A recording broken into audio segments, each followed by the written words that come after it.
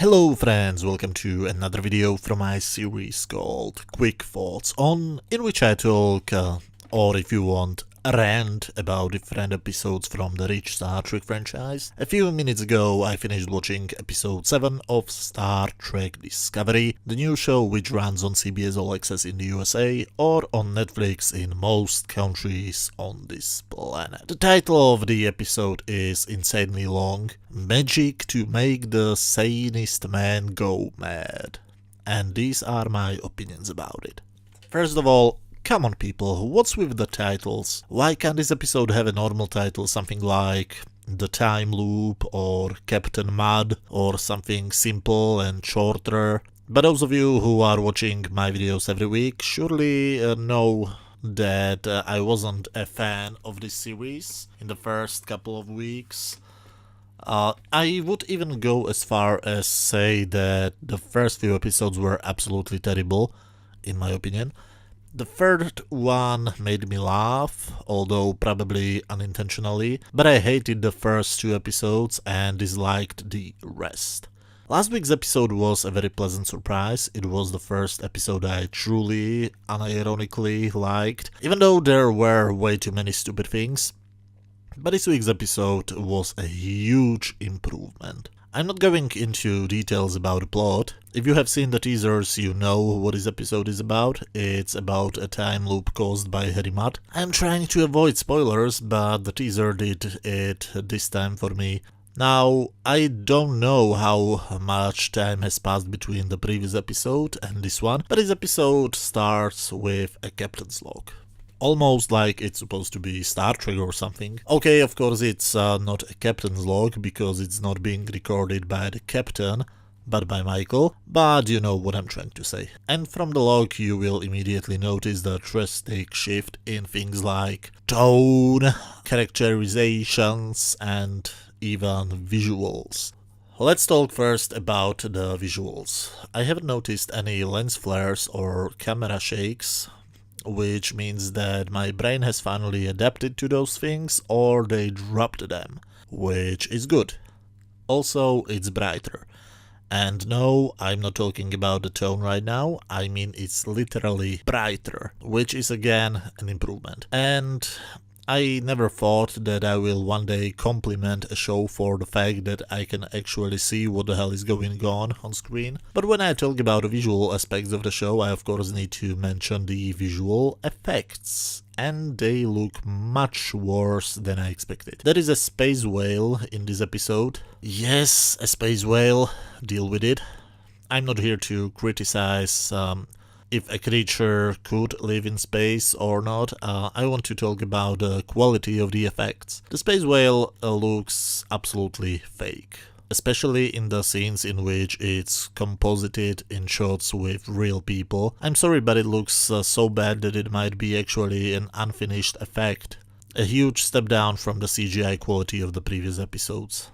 The next point I want to talk about are the characters. That was my biggest problem from day one. There wasn't one likable character. In the third episode we were introduced to Cadet Tilly, who was the first likable character in the show, but all of the other people were just horrible. They slowly started to humanize at least Michael, but in my opinion too late. She's the main character, so we should like her from day one, but I truly started to like her in a few moments in the previous episodes. In this episode I liked everybody. I thought I will never say that, but finally in episode 7 out of 15 I like the characters. And yes, even Captain Lorca. I honestly don't know what happened. Should we be thankful that the show got finally a director who knows what he's doing? I have checked it, and this is the first episode directed by Mr. David M. Barrett, but he has also directed an episode of Enterprise. So yeah, I don't know if it's thanks to the director, but this was the first time the crew seemed like a team and not like a collection of people who hate each other. They are humanizing Michael. She finally feels like a woman and not like a robot. I mean, we have seen Vulcans which have shown more emotions than Michael, who is a 100% human, and I really like Ash Tyler. There are some wild fan theories floating around about him. A part of me really hopes that these rumors are true. If they are, he would be the most complex Star Trek character ever. But right now he's just a charming guy, a type of character which this show desperately needed.